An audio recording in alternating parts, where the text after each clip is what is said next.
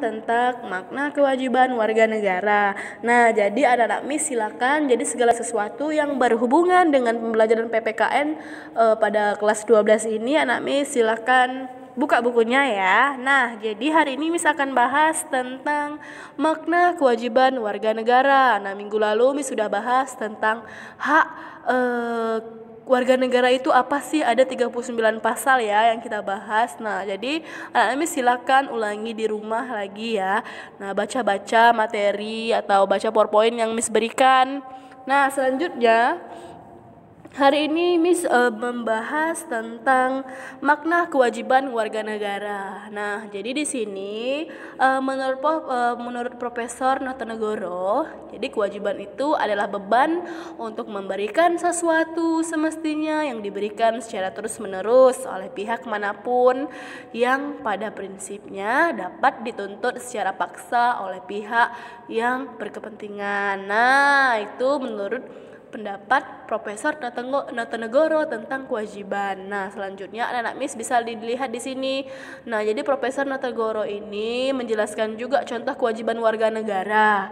Nah, di sini anak Miss bisa lihat ada 5 ya. Nah, jadi yang pertama itu contoh dari kewajiban warga negara itu antara lain sebagai berikut ya. Yang pertama, anak-anak bisa lihat setiap warga negara mempertahankan kedaulatan negara. Nah, di sini, jadi kita sebagai warga negara kita wajib untuk mempertahankan kedaulatan negara. Nah, jadi yang mempertahankan negara itu bukan tugas Polri, TNI saja, tapi tugas atau kewajiban kita semua sebagai warga negara Indonesia. Nah, selanjutnya ini adalah nomor 2, wajib membayar pajak loh anak-anak Miss. Nah, kira-kira anak-anak Miss pasti atau orang tuanya sering ya membayar pajak ya. Nah, jadi yang nomor 2 ini wajib membayar pajak. Nah, jadi pajak itu merupakan tulang punggung negara. Nah, jadi kalau dalam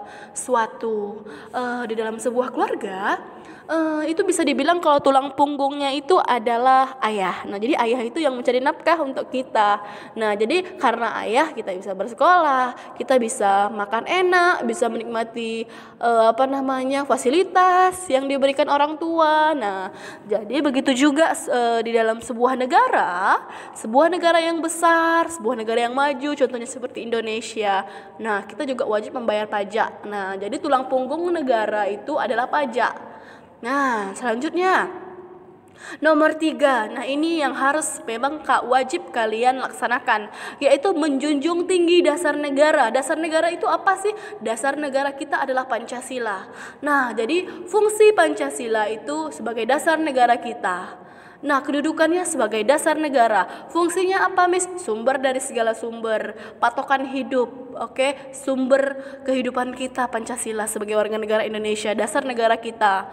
Nah, selanjutnya nomor 4, tunduk dan taat kepada segala hukum yang berlaku di Indonesia. Nah, jadi hukum itu banyak. Nah, ada Undang-Undang 1945, ada peraturan presiden, peraturan menteri, peraturan daerah provinsi, peraturan daerah kabupaten kota. Nah, itu harus kita taati. Nah, selanjutnya nomor 5, setiap warga negara wajib turut serta dalam pembangunan bangsa. Nah, jadi yang melaksanakan pembangunan bangsa itu bukan hanya pemerintah, tapi kita semua loh anak-anak Miss, kamu, Miss, semua masyarakat bangsa Indonesia. Nah, jadi dalam membangun negara ini harus bekerja sama. Semua masyarakat Indonesia harus turut adil. Nah, misalnya contoh pembangunan yang hari ini Miss lakukan apa? Misalnya Miss membangun SDM dengan berkontribusi kepada negara menjadi guru. Nah, jadi guru mencetak kader-kader atau generasi penerus bangsa. Nah, jadi bukan hanya guru, semuanya juga boleh wajib bahkan turut andil dalam pembangunan bangsa, baik itu di bidang sumber daya manusia, baik itu di bidang politik, sosial, budaya, dan lain sebagainya. Nah, gitu ya anak-anak Miss. Nah, selanjutnya hari ini Miss akan bahas selanjutnya ini dia. Oke, kita akan bahas tentang substansi hak dan kewajiban warga negara dalam Pancasila. Nah, anak-anak Miss, oke, kita akan bahas ya satu persatu dan akan kita kupas satu persatu. Nah, di sini anak-anak Miss bisa lihat halaman 15. Nah, jadi di sini kita kaitkan dengan substansi hak dan kewajiban warga negara dalam Pancasila. Nah, di mana Pancasila itu tidak akan dapat tertinggal dalam pembelajaran PPKN. Kenapa? Pancasila itu adalah dasar negara kita. Nah, jadi yang pertama itu kita akan membahas tentang hak dan kewajiban warga negara dalam nilai ideal Pancasila. Nah, jadi untuk mengetahui hubungan antara hak dan kewajiban warga negara dalam nilai ideal Pancasila, kita dapat memahami penjabaran tersebut. Nah, di sini ada 5 sila. Yang pertama sila ketuhanan, yang kedua sila kemanusiaan, dan yang ketiga sila persatuan, dan yang keempat sila kerakyatan, dan 5 sila keadilan. Nah, jadi di sini kita kaitkan bagaimana substansi hak dan kewajiban warga negara Indonesia dalam Pancasila. Kita kaitkan dengan Pancasila, dengan nilai-nilai yang ada dalam Pancasila tersebut. Nah, di sini yang pertama nilai ketuhanan yang Maha Esa. Nah, jadi di sini nilai ketuhanan yang Maha Esa. Nah, jadi nilai yang terkandung dalam Pancasila yang pertama itu anak-anak Miss adalah ketuhanan yang Maha Esa. Nah, apa sih artinya? Nah, jadi dengan adanya sila pertama ini berarti kita semua warga Indonesia itu mengaku, yakin, percaya terhadap Tuhan yang Maha Esa. Nah, jadi nilai ketuhanan ini juga memiliki arti kebebasan untuk memeluk agama. Nah, jadi kita harus menghormati perbedaan, saling toleransi antara umat beragama. Nah, itu kewajiban kita, oke, melaksanakan perintahnya, menjauhi larangannya. Nah, itu kaitannya dengan sila ketuhanan yang Maha Esa berkaitan dengan hak dan kewajiban. Nah, hak kita apa dalam sila ketuhanan yang Maha Esa? Hak kita ini salah satunya adalah kita berhak untuk memilih dan memeluk agama manapun yang sesuai dengan dan yang berlaku di Indonesia. Nah, kita kewajibannya apa, Miss? Dari sila ketuhanan yang Maha Esa. Nah, kita wajib untuk menjalankan perintah dan ajaran sesuai dengan agama yang kita peluk ya, salah satunya. Nah, oke, dan kita juga berkewajiban untuk menghargai dan saling toleransi antara umat beragama. Nah, jadi jangan kita bersifat individualistik. Nah, kita harus terbuka. Nah, seperti itu ya. Nah, selanjutnya anak-anak Miss bisa lihat sila kemanusiaan yang adil dan beradab. Nah, di sini ada adil, ada beradab. Nah, oke. Nah, jadi nilai yang terkandung dalam sila kedua itu anak-anak Miss yaitu kemanusiaan yang adil dan beradab. Nah, jadi dari sila kedua ini adalah kesadaran, sikap dan berperilaku ya agar sesuai dengan nilai-nilai moral kehidupan bersama atas dasar tuntutan hati nurani dengan memperlakukan sesuatu hal sebagaimana mestinya. Nah, jadi selain itu juga adanya kesamaan derajat dalam hak dan kewajiban manusia. Nah, jadi hak dan kewajiban itu harus seiring berjalan. Nah, kenapa Miss kok harus seiring berjalan sih, Miss? Ya, jelas antara hak dan kewajiban harus seiring berjalan. Nah, jadi ketika hak dan kewajiban seiring berjalan akan lancar, tapi ketika kewajiban hak saja yang kamu dapati tapi kewajiban kamu tidak, nah pasti akan timbul masalah. Nah, jadi nilai kemanusiaan yang adil dan beradab intinya adalah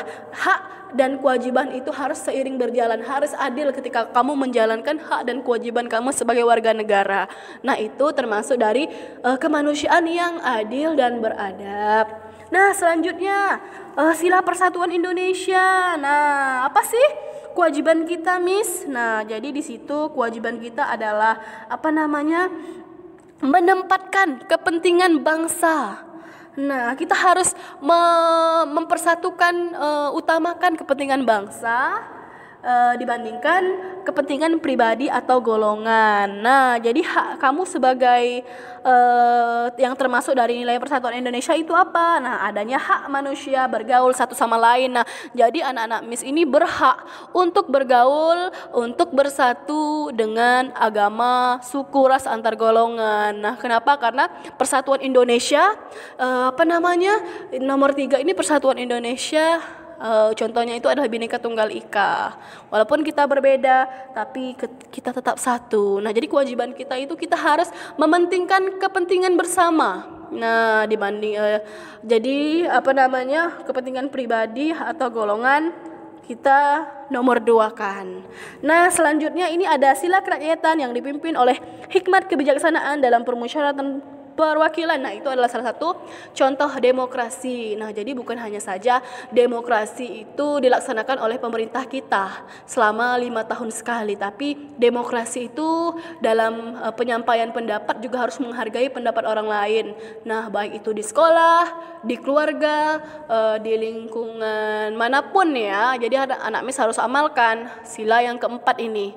Nah, selanjutnya keadilan sosial bagi seluruh rakyat Indonesia. Apa sih artinya Miss dari sila keadilan sosial bagi seluruh rakyat Indonesia? Nah, jadi dalam sila kelima ini yaitu keadilan sosial bagi seluruh rakyat Indonesia. Nah, jadi kita itu berhak dilindungi dan mendapatkan jaminan sosial. Nah, jadi demikian itu mendapatkan hak milik, mendapatkan pekerjaan dan perlindungan kesehatan. Nah, jadi kita berhak mendapatkan salah satu jaminan perlindungan sosial. Nah, mungkin pembahasan Miss hari ini sampai di sini. Oke, terlebih terkurang Miss mohon maaf. Wabillahi taufiq wal hidayah. Wassalamualaikum warahmatullahi wabarakatuh. Tetap semangat ya anak-anak Miss ya.